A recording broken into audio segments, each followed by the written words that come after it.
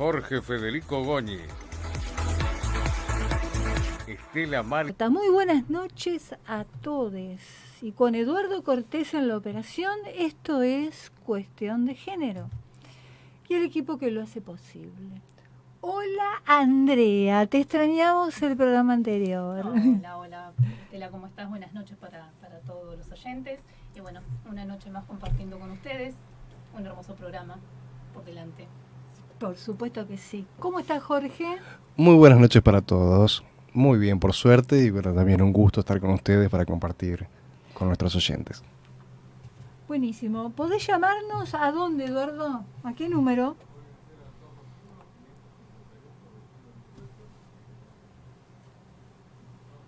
Eduardo. Sí, ahí estás. No estás, no hay problema. Nos podés llamar al 221-558-2118. Ahí está, estaba desactivado el micrófono. 221-558-2118. ¿Lo dije bien yo? Perfecto. Bárbaro, siempre me sale bien. Buenas noches. Bueno. Puede fallar, decía Tuzán. No sé quién era Tuzán. Un hombre. Bueno, vamos a ponernos serios porque es un tema serio el que vamos a tratar hoy. Porque en el programa de hoy les propongo que hablemos de este tema que está muy ligado a las problemáticas de género, a todas las problemáticas. Estoy hablando del narcotráfico, porque tiene que ver con la trata de personas, tiene que ver con la esclavitud sexual y con tantos otros delitos que creo que nos degrada como sociedad a la vez que nos enferma. Jorge, vos que sos un especialista en la materia, que tenés una trayectoria con mucha experiencia en el tema, ¿qué está pasando en Rosario? Bueno, la realidad de Rosario confluyen muchísimos factores desde muchísimos años atrás. Y yo querría arrancar lo que quiero decir fundamentalmente preguntándoles la distancia que hay de Buenos Aires a Mar del Plata es de 415 kilómetros. Y la distancia que hay de Buenos Aires a Rosario es de 340 kilómetros. Para que dimensionen que lo que sucede no solamente pasa en Rosario, sino también nos pasa en el conurbano profundo, en San Martín, en Lomas de Zamora, en Florencio Varela, en La Matanza, donde se han dado múltiples condiciones precisamente para que esta modalidad delictiva fluya sin ningún tipo de problemas. Las organizaciones criminales lo que tienen por objeto fundamental es ganar dinero. Y están dadas las normas con las que contamos, el aparato estatal con el que contamos, están dadas las condiciones precisamente para que esto pulule. ¿Por ejemplo? Por ejemplo, Pablo Escobar Gaviria, que decía en El Patrón del Mal, está la novela, que mucha gente la ha visto, decía que ningún juez resiste un cañonazo de $1 millón. Eso lo dice en El Crimen de la Droga, de Editorial Universidad. Y tengamos en cuenta que 1 kilo de cocaína de Bolivia a Argentina sale $2.500 a $3.000. Ya en Buenos Aires ese mismo kilo cuesta de 5 a 6.000. Y un juez en la provincia de Buenos Aires gana $2.000. Un comisario, $700. Paralelamente que tenemos una legislación, si bien es muy abundante en la materia, se torna muy difícil de llevar a cabo la reunión de todos los elementos probatorios necesarios para poder llegar a una sentencia firme. Las estadísticas dicen de que únicamente el 2% de los delitos llegan a sentencia firme. Por lo tanto, el otro 98% queda fuera. Paralelamente tenemos una enorme evasión impositiva Y también tenemos un enorme caldo de cultivo, incluso la ONUDC, que es la Agencia contra el Crimen Organizado de las Naciones Unidas, en su momento nos había puesto como un paraíso fiscal para poder lavar activos, lavar dinero. ¿Qué significa lavar dinero? Lavar dinero es transformar dinero ilícito en lícito. ¿Y por qué? Porque para todos aquellos que no tenemos, no estamos constantemente en la problemática, ¿por qué es Rosario? Lo que pasa es que Rosario también confluye el puerto, que es la vía hídrica por el cual también Paraguay y Bolivia salen hacia el Océano Atlántico. Y por ese puerto, toda la mercadería que pase por ese lugar es mercadería en tránsito y nosotros no podemos revisarla. La República Argentina no puede revisarla. Y por supuesto, todo lo que pasa, algo queda. Desde hace añares, Rosario era conocida hace 100 años como la Chicago Argentina, a raíz de que siempre pulularon bandas organizadas en ese lugar. Pero esas bandas, no, vuelvo a insistir, no solamente es Rosario, sino también es todo el conurbano bonaerense. Sí, Y Capital Federal también. Dije Rosario por las últimas noticias que tenemos, el caso de la amenaza a familiares del jugador de fútbol de Messi. Y Rosario pasa desde el colectivo de las personas, ¿no? El común de la gente, que sabemos que se vende droga en la esquina, pero el narcotráfico es otra cosa.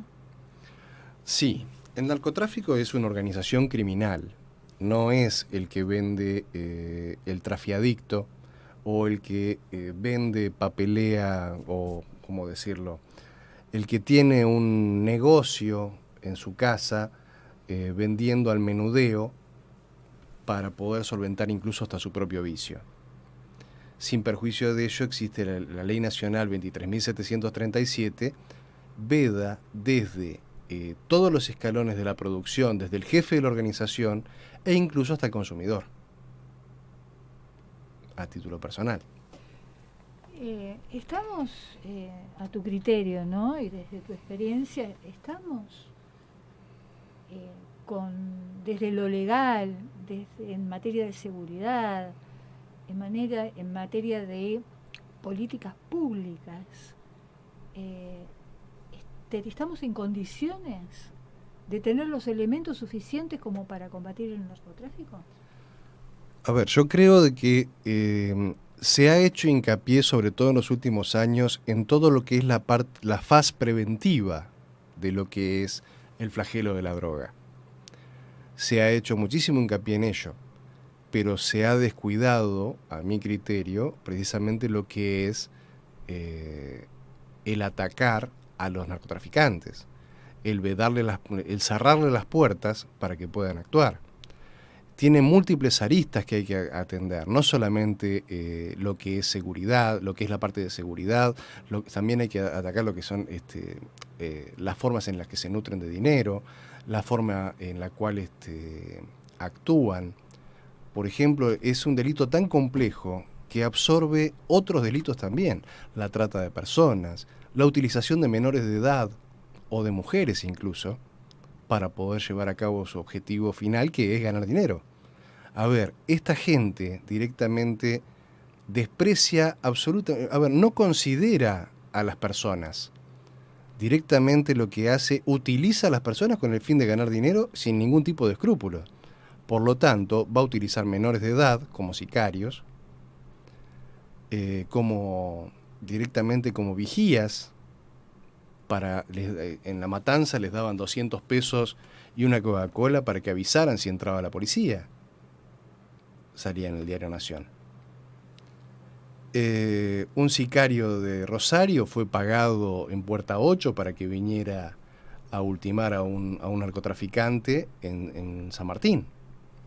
Entonces, utilizan sin distinción niños, mujeres, en ese sentido realmente tienen en cuenta me da la que... sensación, por escucharte, por lo que estás diciendo, por lo que vemos por televisión y por los medios, que estamos muy lejos de poder combatir, por lo menos con este sistema político en el que estamos muy lejos de combatir algo que es a nivel mundial, que me parece que tiene muchísimo poder, que está permanentemente infiltrándose en todos los países del mundo y en todas las culturas. Sin duda que ha infiltrado absolutamente todos los lugares del mundo. Y vuelvo a repetir a parafrasear lo que decía el narcotraficante más conocido, ¿no? Que era Escobar Gaviria. No hay un juez que resista un cañonazo de $1 millón. Sí, Jorge, pero decime, ¿por qué lloran y se lamentan cuando son extraditados a los Estados Unidos? Porque en Estados Unidos no puede... A ver, cuando hay todo un aparato estatal a nivel de Latinoamérica, donde hay un aparato estatal absolutamente permeable, donde, por ejemplo, el Chapo Guzmán era el jefe del cartel de Sinaloa y construyó 2 túneles para escaparse directamente de las cárceles donde estaba en México. Cárceles mexicanas, donde vivía prácticamente de la misma manera que lo hacía en libertad, vivía dentro de la cárcel. Sí, yo vi el programa, la miniserie de El Patrón del Mal, que es la trayectoria delictiva de Pablo Escobar Gaviria, y bueno, hacía lo que querían. Sin duda, se porque parecía estaban mucho a Argentina hoy. Sí, con la diferencia que las organizaciones criminales en la década del 90 contaban con un teléfono satelital con suerte para poder comunicarse, e incluso las organizaciones dentro de las unidades penitenciarias se manejaban a través de un papelito que le dan a la visita. Imagínate cómo puede crecer 30 años después, cuando directamente los presos tienen no solamente celulares, sino tienen el manejo de las redes sociales. Por eso también estamos atravesando la cantidad de estafas telefónicas y virtuales que está habiendo hoy por hoy. ¿Cuál es el fundamento para que se permita una persona que está privada de la libertad porque está condenado como un delincuente, que tenga acceso? Porque también lo padecemos los ciudadanos comunes cuando, por ejemplo, nos quieren estafar tratando de decir que nos secuestraron a un familiar. A ver, lo que sucede es que hay una política absolutamente garantista en cuanto a los derechos humanos que tienen también esas personas. Por ejemplo, tenemos ahora al presidente Bukele en El Salvador, que ha creado una cárcel para 40.000 internos, para 40.000 detenidos, donde hay múltiples violaciones a los derechos humanos denunciadas por organismos internacionales. Por supuesto, para todo el mundo, que el malo sea castigado es el ideal. Todo el mundo opina que está bien, pero es muy peligroso también eso. ¿Por qué? Porque las garantías constitucionales tienen que ser dadas. Ha habido casos en la historia que han sido nefastos, donde sí han ganado por amplia mayoría, por un 98% de sus votos, y después a esa gente que detenían sin ningún tipo de garantías, los llevaban a las duchas. Estoy hablando de Hitler, por ejemplo. Claro, pero una cosa es castigado y otra cuestión es ser apartado porque no está adaptado socialmente. El homicida, el violador, tiene que ser apartado, por eso está castigado, creo yo, desde la ley, desde el espíritu de la ley, para poder socializar después de que cumpla su condena. Todo el plexo normativo que tenemos en la República Argentina tiende también a un ideal. La Constitución Nacional habla que las cárceles de la nación serán sanas y limpias. Y creo yo que cualquiera que conozca una unidad penitenciaria sabe que dista mucho de ese ideal. Sí, pero yo no digo que estén sucios, hacinados, muertos de hambre. No, yo no digo eso. Pero otra cosa es como estaba Escobar Gaviria, tener un montón de de elementos como son los celulares para que sigan cometiendo delitos contra la sociedad cuando no están adaptados socialmente. Es que precisamente ese es el problema, cuando la ley directamente es manipulada y no se tiene en cuenta que incluso la misma Constitución Nacional habla que ningún derecho es absoluto, están las leyes que reglamentan su ejercicio. Y traduciéndolo, los derechos de uno también finalizan donde comienzan los de los demás. Entonces, en lo que es la ley de drogas, tenemos un montón de un plexo normativo gigantesco, tanto a nivel nacional o internacional, o como reza la Constitución en el artículo 75 y inciso 22, los tratados internacionales en materia de drogas, en materia de derechos humanos. Vuelvo a repetir, es necesario el absoluto respeto por los derechos humanos, pero también tenemos que tener en cuenta que ningún derecho es absoluto y tiene que haber leyes que reglamenten su ejercicio, porque los derechos de uno finalizan donde comienzan los de los demás. A tu criterio, Jorge, decime una primer cosa que vos harías para tratar de frenar esto. Realizaría políticas públicas tendientes a atrapar a los narcotraficantes. ¿Más políticas públicas? Una política pública bien llevada es en pos del bien de la sociedad. Por lo tanto, una política pública bien llevada a cabo. Decime que no vamos a tener más empleados por las políticas públicas. No, lo que se necesita hacer es que los empleados que están se haga una correcta administración de los recursos humanos, se los capacite realmente en forma, se los dote de medios para poder trabajar. Y no estoy hablando únicamente de lo que... Me refiero a todo el aparato estatal. Absolutamente todo el aparato estatal debe ser absolutamente capacitado, dotado de medios para trabajar, tanto medios logísticos como medios legales. Adecuar las leyes para que sean precisamente los medios probatorios que se requieran para arribar a una sentencia firme, puedan ser plasmados en la realidad. Y yo como platense que soy, nací en esta ciudad, vivo en esta ciudad, en la ciudad de La Plata, qué sé yo, a mí se me ocurre, por ejemplo, me parece que el hecho de que haya policía caminando por ahí no sirve absolutamente para nada.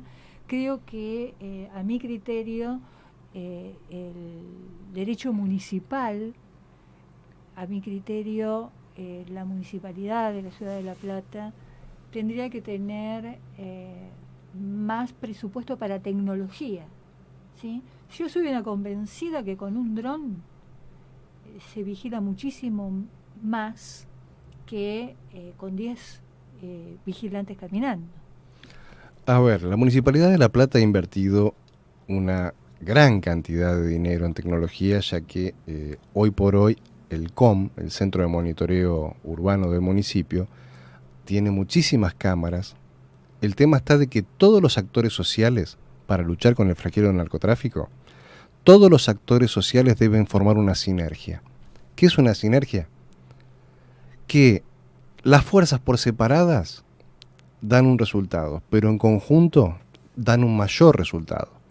Yo creo que debe trabajarse en conjunto en todos los actores sociales, desde el maestro del colegio hasta el intendente, el gobernador, el presidente. Si todos los actores sociales confluyen con un objetivo en común, vamos a llegar a un buen puerto sin lugar a dudas. Entonces tiene que trabajar en conjunto el municipio con la gobernación, la policía con el poder judicial y con el municipio. Se tiene que trabajar en conjunto, es la única forma. Me parece una utopía, Jorge. Yo creo que hasta para hacer 1000 kilómetros se queda un primer paso y es la única forma.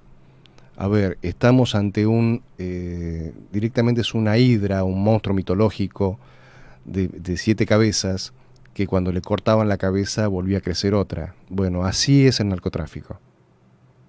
Es una hidra gigantesca que si no nos ponemos a pelear entre todos contra ese flagelo, es imposible de erradicar. Andrea, ¿qué harías? ¿Qué haría? Desde el llano, desde ciudadana de la ciudad de La Plata, ¿vos qué harías para...? Yo ya dije, por ejemplo, invertiría más en tecnología porque me parece que un dron es más positivo que 10 policías caminando.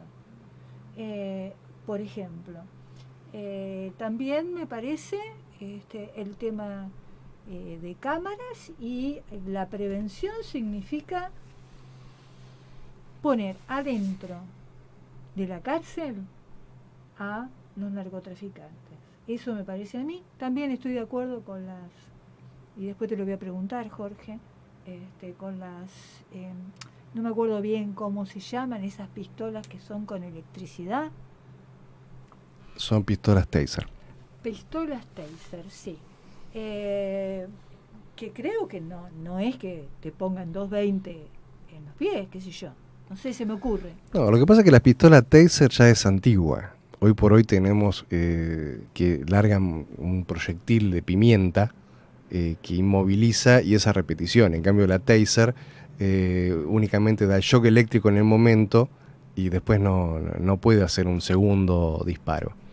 Entonces la Taser era de hace 10 años. Hoy hay mucha más tecnología avanzada que una Taser. Que asumo que no tenemos. No, tampoco. Ni la Taser. No, sí. no, creo que ninguna fuerza de seguridad del país tiene Sí. elementos. Seguimos tirando con balas de goma de la bombita de carnaval. Desgraciadamente sí, vamos varios pasos atrás, no solamente en lo que es las policías, sino lo que es también todo el aparato estatal.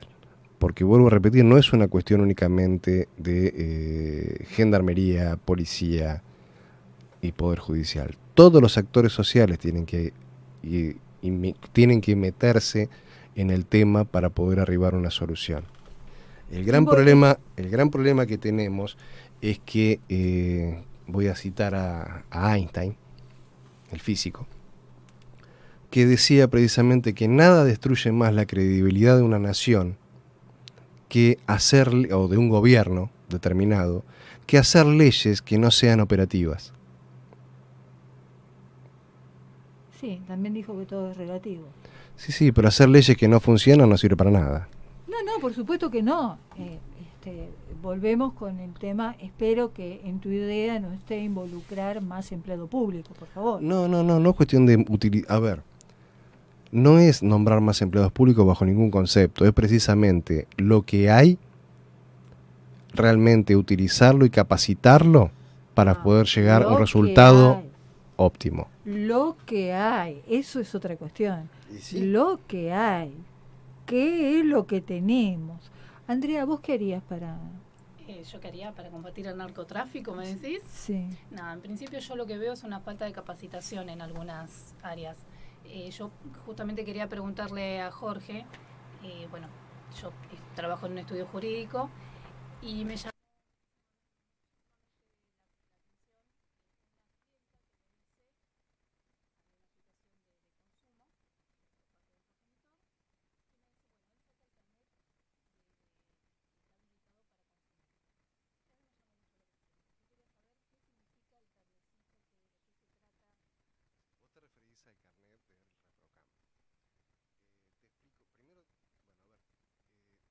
una droga, acorde a la Organización Mundial de la Salud, es toda sustancia que produce un cambio en el cuerpo o en la salud.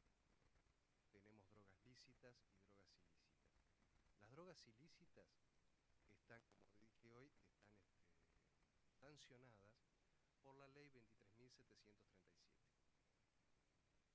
En el año 2005 salió la ley 26.052, que es la ley de desfederalización del delito del narcotráfico, donde a grosso modo se divide lo que es la comercialización al mayoreo, sería el narcotráfico, y al menudeo entraría dentro de la órbita de la justicia provincial.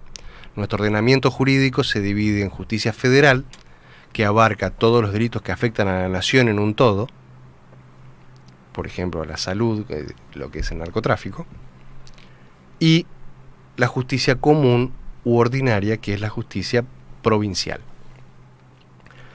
La provincia de Buenos Aires, mediante la ley 10.067, si no mal recuerdo, adhirió a la ley de desfederalización. Pero al día de hoy hay 5 provincias únicamente que adhirieron a la ley de desfederalización. Rosario no adhirió. Por lo tanto, Rosario únicamente la justicia federal se hace cargo de lo que es el delito de narcotráfico. Santa Fe, mejor dicho, no Rosario. ¿Y el carnet que dice...? A eso voy. El carnet de ReproCan es cuando un médico estipula dentro de lo que es del Ministerio de Salud, con una orden de un médico de ese ministerio, una persona puede cultivar, hacer autocultivo de cannabis, que es la planta de marihuana, Cannabis sativa lineo, puede hacer autocultivo por alguna patología determinada o para cultivar para otra persona que requiera de esa de lo que es el cannabis. Con ese carnet, que tiene que renovarlo una vez al año, se lo dan hasta por una vez al año, puede cultivar hasta 9 plantas, hacer autocultivo de 9 plantas, puede llegar a tener 40 gramos de flor, la flor únicamente la da la planta hembra, y es la que mayor cantidad de THC delta 9, tetrahidrocannabinol, que es el principio activo que tiene la marihuana. Y o puede tener 6 goteros de 30 mililitros con aceite de cannabis. Eso dista mucho de 40 kilos. No, sin duda, dista ¿No muchísimo. te dan un carnet para 40 kilos? No dan un carnet para 40 kilos, y el gran problema radica precisamente que si todas las drogas, primigeniamente tienen un fin terapéutico. A ver, la cocaína se extrae de la planta de coca y el principio activo es el eritroxilón cocae y es un himno analgésico. En un primer momento... Yo para ir al Machu Picchu mastiqué coca. Bueno, pero la coca... no cocaína. A ver, pero exactamente, la coca tiene raigambre milenaria. Las momias que hay en Salta, por ejemplo, las momias que se exhiben que tienen 700 años... ¿Se conservan también porque consumían coca? No, pero tenía el acuyico, que es el bolo de coca, dentro de su boca. A ver, se utiliza la coca desde hace miles de años, la planta de coca. ¿Por qué? Porque la planta de coca quita la fatiga, obviamente que tiene... Quita el hambre también. Quita el hambre, quita el apunamiento. Sí. Pero ¿qué es lo que sucede? En un primer momento se extrajo de la coca, mediante un proceso químico se hizo la cocaína crea terriblemente adicción y es un himno analgésico. A ver, del opio, de la amapola se saca el opio, del opio se saca la morfina, de la morfina se saca la heroína. A ver, todos los medicamentos, los grandes analgésicos que se utilizan hoy por hoy son todos opiáceos.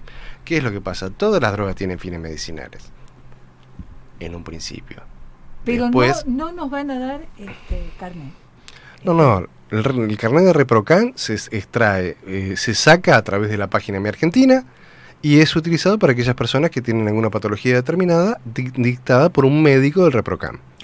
Re interesante, Jorge. Vamos a seguir con el tema, pero ahora nos vamos a ir a un tema musical muy lindo, siendo las 22:34. ¿Sí, Eduardo? Estábamos bien de esos sueños que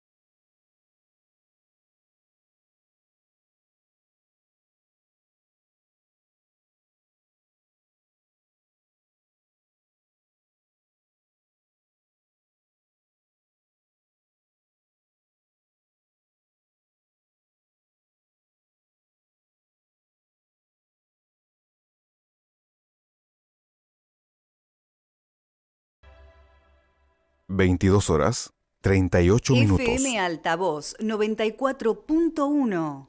Clásicos. Auspicia este segmento Nirvana Viajes, en la esquina de 50, esquina 4 La Plata.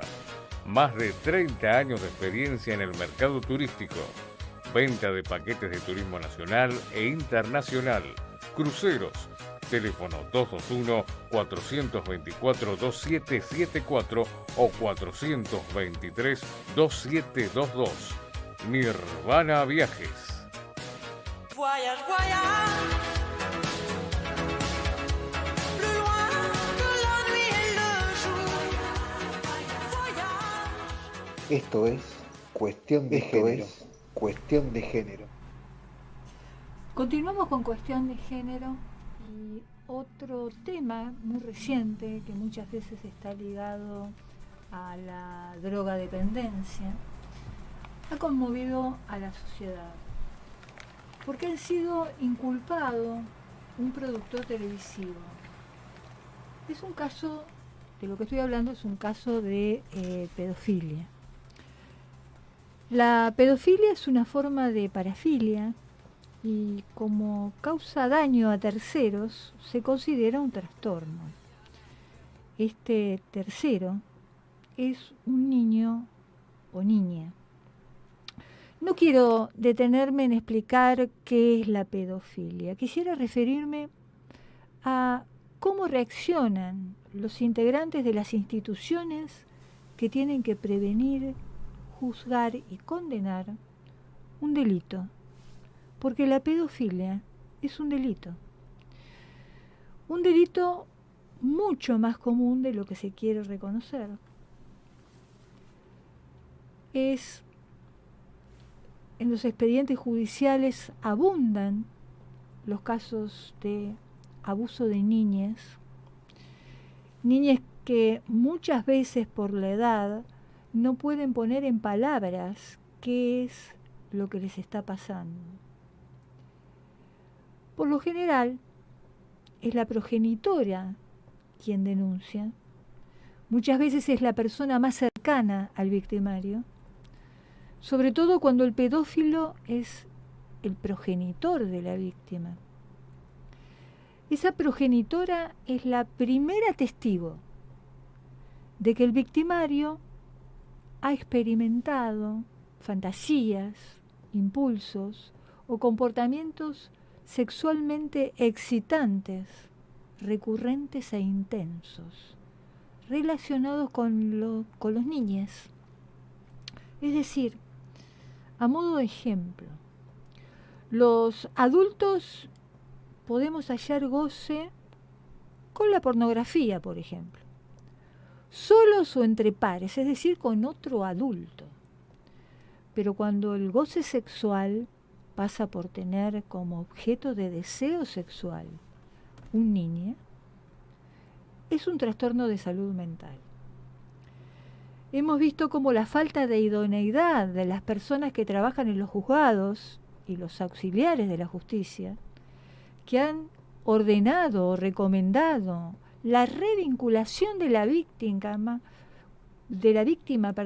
con, por ejemplo, su progenitor, aunque éste sea el sospechado o presunto abusador. La sola sospecha o la sola presunción de abuso sexual, en cualquiera de sus modalidades, creo que es suficiente para apartar al progenitor, o lo que es lo mismo, para rescatar a un niño de la perversidad y la depravación. Creo también, e insisto, la progenitora de la víctima, la persona que hizo la denuncia, por lo general, podemos pensar que es la testigo más confiable de la conducta sexual de un pedófilo. ¿Seguimos con la música, Eduardo?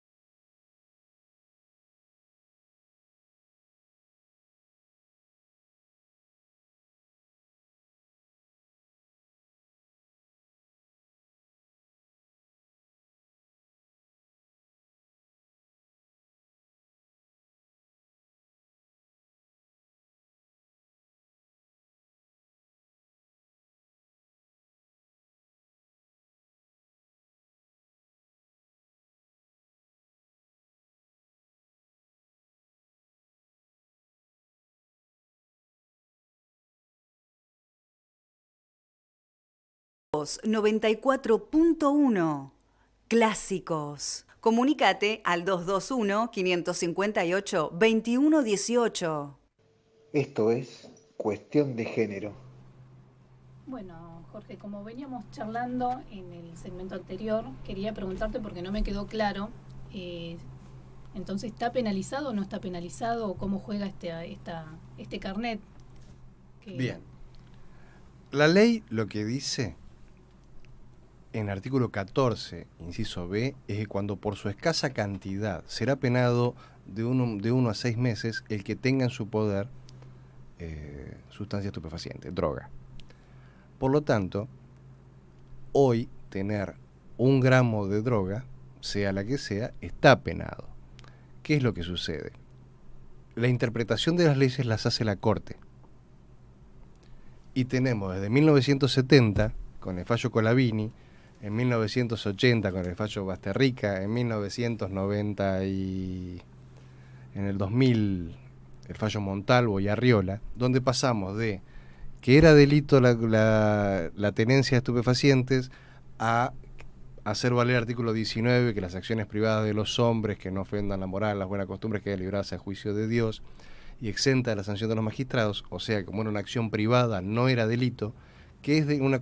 Entonces, la Corte establece primero que es una conducta represiva, la tenencia para consumo, y que no lo es. Pero cada fallo de inconstitucionalidad, la inconstitucionalidad no es que deroga la ley, se aplica para el caso en concreto. Sí, por una cuestión de apelación se llegará al tribunal de alzada y será directamente saldrá exento de culpa y cargo porque dirá que esa norma que se le aplicó es inconstitucional.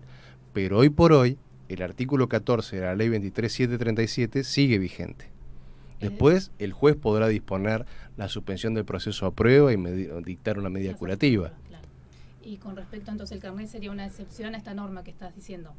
El carnet hay una ley donde directamente cuando por fines terapéuticos y un médico del Ministerio de Salud, en un listado de médicos que tiene el Ministerio de Salud, otorga el certificado del ReproCam, que es para utilizarlo con el autocultivo con fines terapéuticos.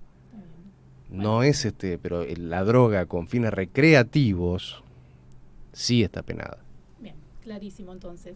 Después, bueno, quería hacerte otra consulta también respecto al tema y básicamente teniendo en cuenta la temática que estamos tratando, narcotráfico, ¿cuál es qué posición toma la mujer dentro de toda esta temática? ¿Qué lugar? Bien. Tanto a nivel nacional con la Procunar, que es la Procuraduría de Narcocriminalidad de la Nación, como del Ministerio de Justicia Provincial, donde la Procunar tiene directamente tiene una guía para tratar la perspectiva de género, y el Ministerio de Justicia de la Provincia de Buenos Aires también tiene una guía precisamente para poder investigar y juzgar todo lo que es con perspectiva de género, lo que es el delito de narcotráfico. ¿Por qué? Porque entienden que realmente muchas mujeres, dada su situación de vulnerabilidad, se ven obligadas a incurrir en este delito. ¿Qué es lo que pasa? Las organizaciones criminales, vuelvo a repetir lo que dije al inicio del programa, independientemente del género que tengan, lo único que le interesa, o el sexo que tengan las personas, lo único que le interesa es llevar a cabo su negocio espurio. No le importa, realmente el fin justifica los medios, hacen cualquier cosa con tal de ganar dinero. Y las mujeres, de igual manera que los hombres, se dedican al crimen organizado también por poder, por dinero, por la adrenalina que le genera.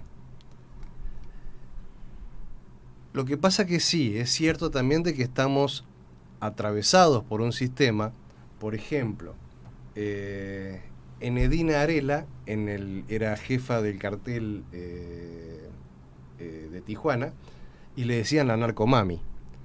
No creo que dándole un estereotipo de mami, ¿no? Era una jefa de narcotráfico. Madre. Y Claro, pero yo no veo, por ejemplo, que el Chapo Guzmán le digan el narcopapi.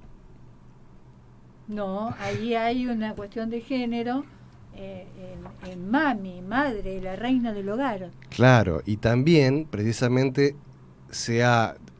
es real que hay muchas mujeres que se encuentran en una situación de vulnerabilidad.